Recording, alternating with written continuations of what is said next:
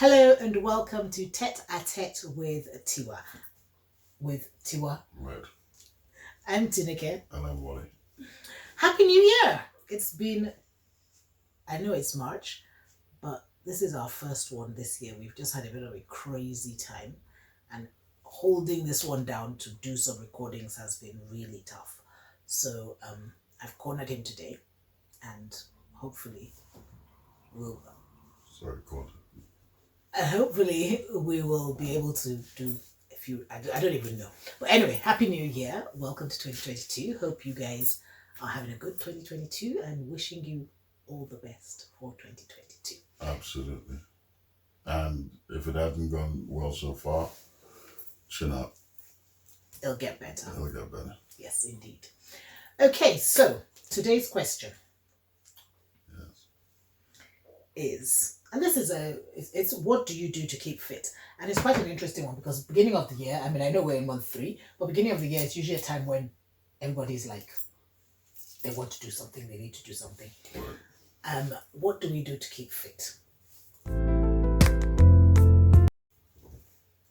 Should we do like history or should we go from here? Or history. Why not history? Okay, so have we always done something to keep fit? On and off, yes.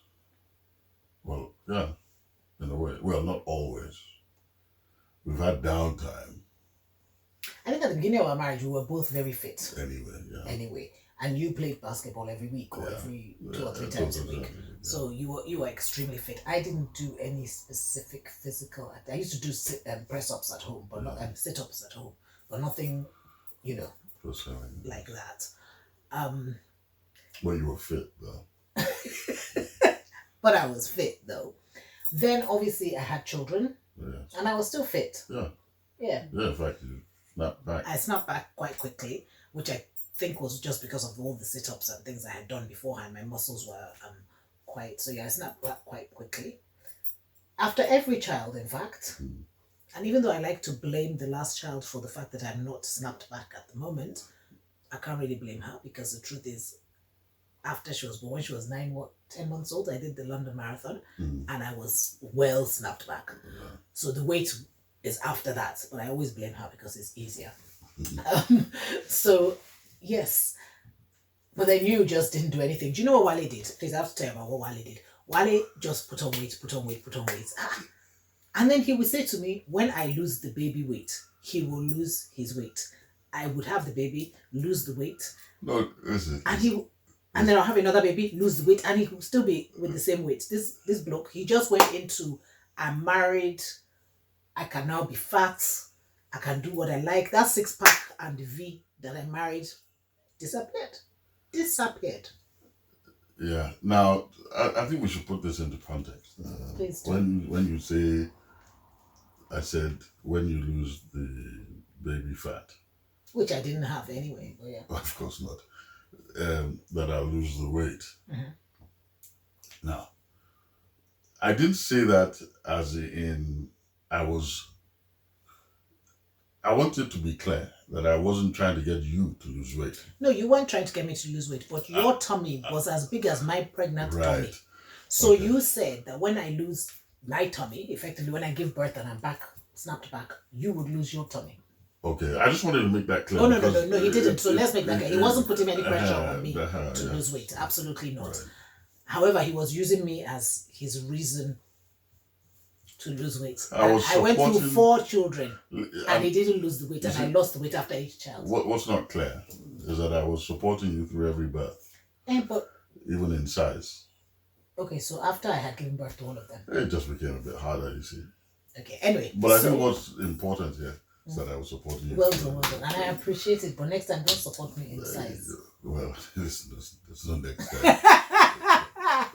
Anyway, so we kind of got into, and obviously I guess for a woman, when you put on weight, baby weight and whatnot, you're looking to lose the weight. So for me, there's always been some sort of activity that I'm doing to try to keep fit in some way, certainly after I started having children. So I remember there was a point when I was running 6 miles a day, doing 600 skips with a friend of mine, so I've always had different spurts of activity. But recently, well, I say recently, so it was actually a couple of years ago. I decided to go back to badminton. Badminton is something that I played, and when I say I played when I was like 10 years old. We used to go to the Portuguese club in Ibadan, and they were always playing out on the, like literally they had these floodlights, and out in the open they had badminton courts, and all the Portuguese people would, don't ask me why I was at the Portuguese club. But anyway, all these Portuguese people would be playing badminton, and when they'd finish, we would like grab rackets and play around. But we didn't. I never knew how to play or anything. It was just fun, and I had great memories of it. So I just thought this is something that's fun to do. And also, I liked the fact that I needed somebody else to do it with me, because then that almost gave me an accountability that any other exercise I had been doing didn't. So I went back to badminton, and I was doing it faithfully with my friend Tracy. And then I don't know what happened. We stopped, and I didn't do anything again.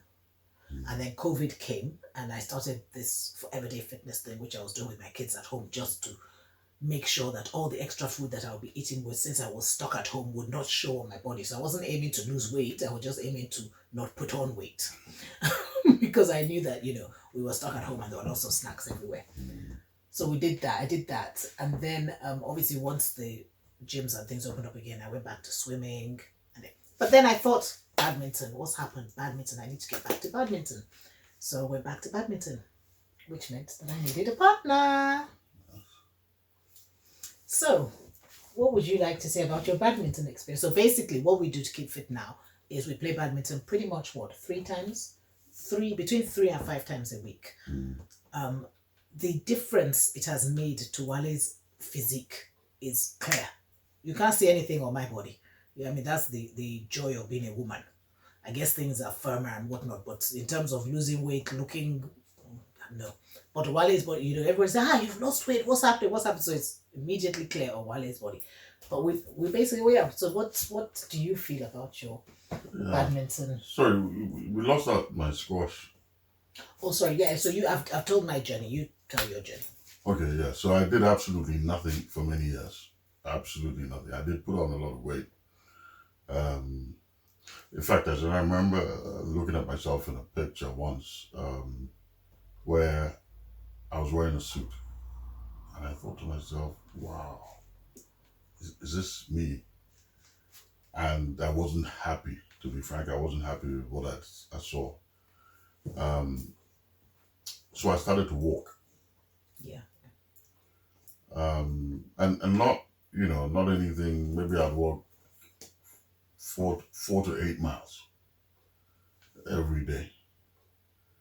And I dropped weight like that. So that was one period. So again, I got comfortable, I think. And then I put weight back on. And then I decided again, I need to get back to a fit state. I wasn't planning to be an Adonis or anything. Just saying. I just thought I'd be a bit fit, as I was when I was younger. What, an Adonis or fit? I was both at the time, but I'll settle for fit. Yeah. Oh my life. Yeah. So I went back to. Then I decided to start playing squash.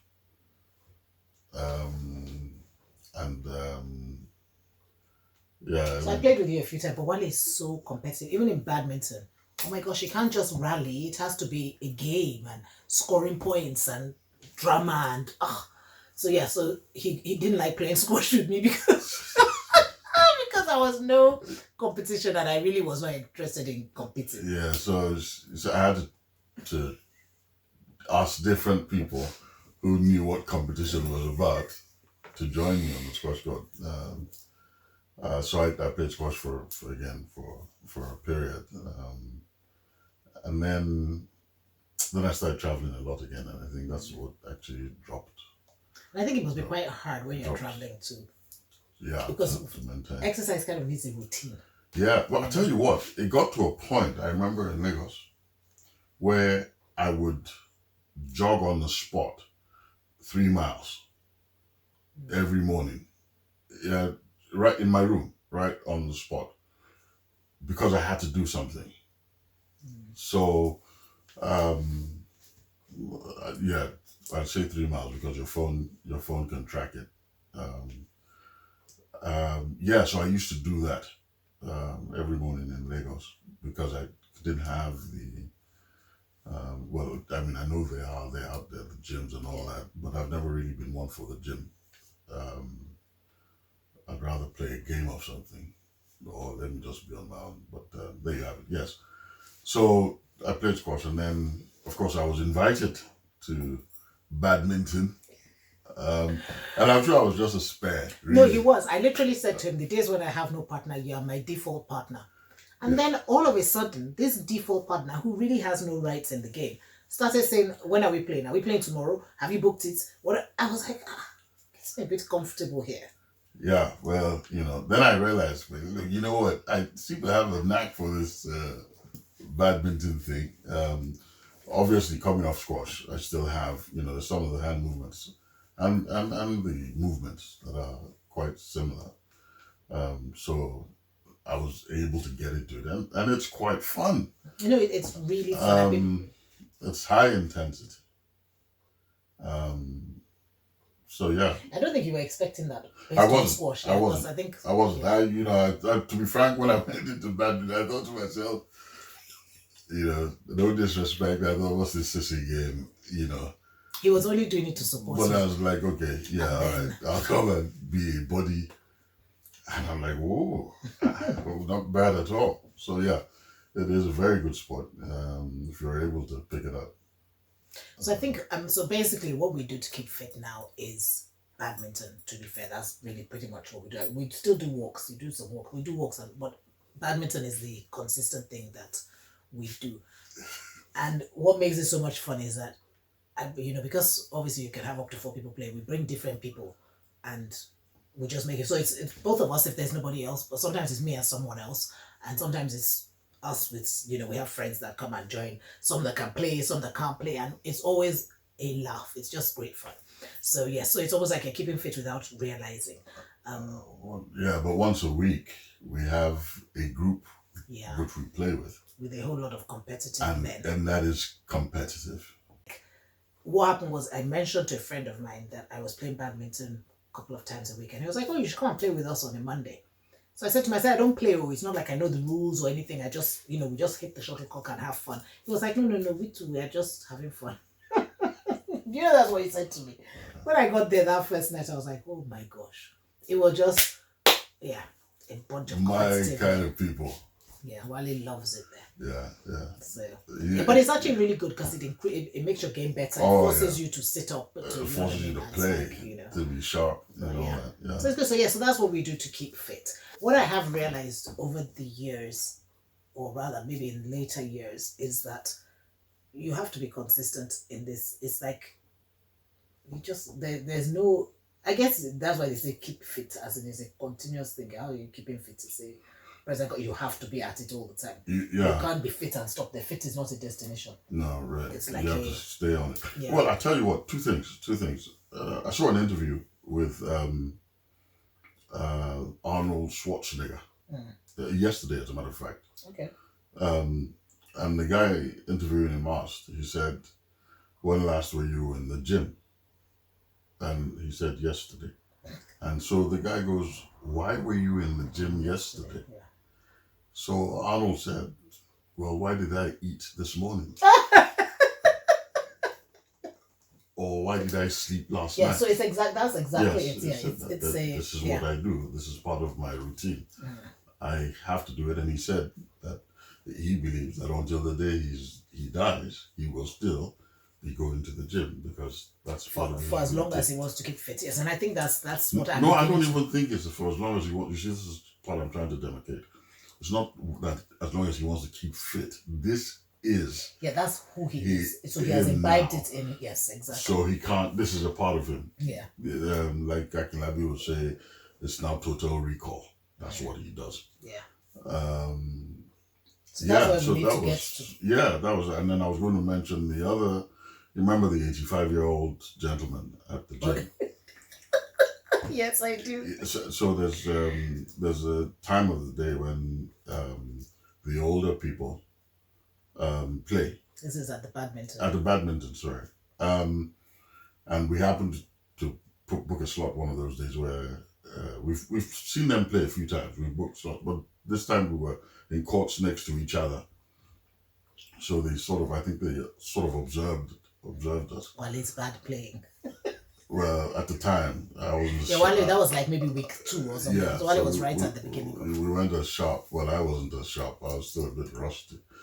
And he said to me, he said, young man, he said, you're getting better. So obviously he's observed me a few times. So he goes, you're getting better. He said, keep at it. He says, I'm 85 next week. And I've been playing for 50 years. And it's a good sport to keep you fit. And I tell you what, this man was all over the court. Well, not just him. The four of them that were there, the youngest was 79. And they were, and I thought, wow. And this is what we're talking about. He says he's been playing for over 50 years. And I'm sure the message was he's been consistent in playing for over 50 years. Yeah. So that's what we do. That's what we do to keep fit. And we're not yet, anyway, like I said, fit is not a destination, or fitness is not a destination, it's a journey. So I guess we're on the journey and we'll be on the journey forever. Hopefully we will stay.